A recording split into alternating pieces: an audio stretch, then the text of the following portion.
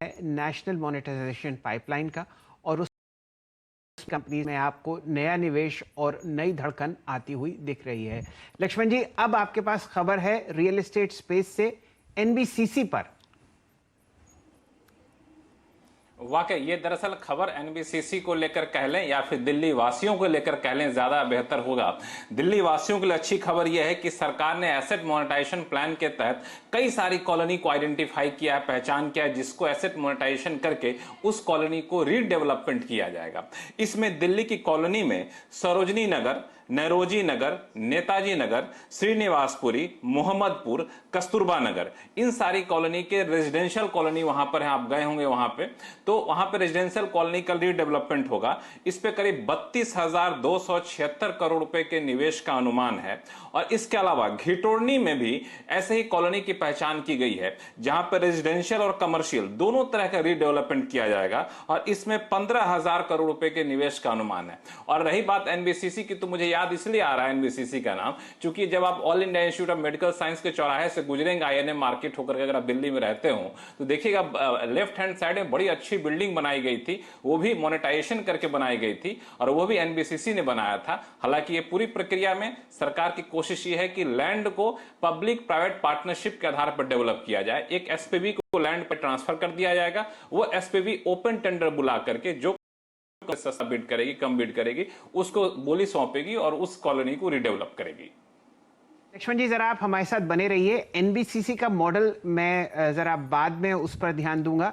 इस वक्त आपके सामने जो स्टॉक है वो लगभग ₹3.25 ऊपर ट्रेड करता हुआ दिख रहा है। राहुल शर्मा साहब हमारे साथ जुड़े हैं, जेएम फाइनेंशियल वाले। राहुल जी, 200 डीएमए से एक बाउंस आपके सामने सरकार के इन कदमों के बाद, बताइए एनबीसीसी आपको चार्ट्स पर कैसा लगता है? जी हाँ, देखिए एनबीसीसी जैसे आपने ठीक पकड़ा कि 200 दिन के मूविंग एवरेज से यहाँ पर एक बाउंस बैक दे रहा है। बहुत ही इंपॉर्टेंट एवरेज है।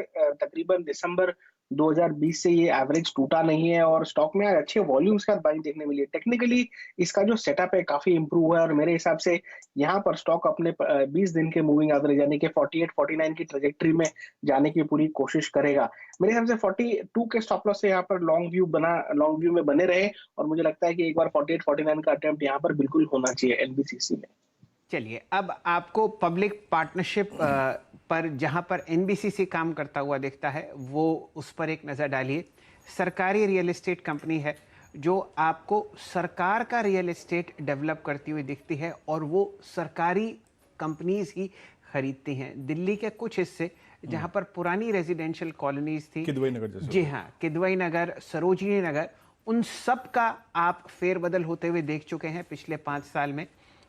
तो यहाँ पर लैंड एनबीसीसी को सरकार देती है, एनबीसीसी उस पर कंस्ट्रक्शन करवाती है और एनबीसीसी ही सरकारी कंपनीज को वो लैंड बेचती है। इस खबर के साथ मुझे ना 2017 से पहले की पीरियड की याद आ गई, जो कि एनबीसीसी का गोल्डन ईरा था जी। ये 2017 में जब आम्रपाली इनके पास आया तब से स्टॉक थोड़ा सा अगर आप देखें चला गया था हैमरिंग जोन में। अदरवाइज ऐसी खबरों पे एनबीसीसी हमेशा बहुत स्ट्रांगली रेट करता था। चलिए, फिलहाल भी आपके सामने 9% ऊपर है।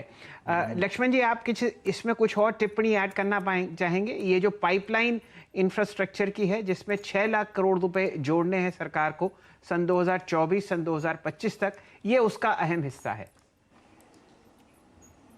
बिल्कुल आपने सही कहा, ये सन 2024-25 तक यानी अगले 4 साल का अहम हिस्सा है और इस 4 साल के भीतर जो मैंने एसेट किया आपको वो मोनेटाइज किया जाएगा। और इसके पीछे असली मकसद ये है कि हम कॉलोनी तो रीडेवलप करेंगे लेकिन सरकारी खजाने से पैसा नहीं देंगे। दरअसल जो सरकार के पास संपत्ति है उसी संपत्ति को हम मोनेटाइज करेंगे और यही पूरे नेशनल मोनेटाइजेशन प्लान का एक अहम मकसद भी है और उसी के तहत इन सारी कॉलोनी का रीडेवलपमेंट किया जाएगा। और रीडेवलपमेंट करने के बाद मुझे लगता है शैल जी की दिल्ली में कई सारे मौके आएंगे, नए फ्लैट्स वगैरह बनेंगे। हालांकि कई तो अधिकारियों के इलाके हैं, वैसे आम लोगों के लिए पता नहीं कितने मौके आएंगे वहां पे जी।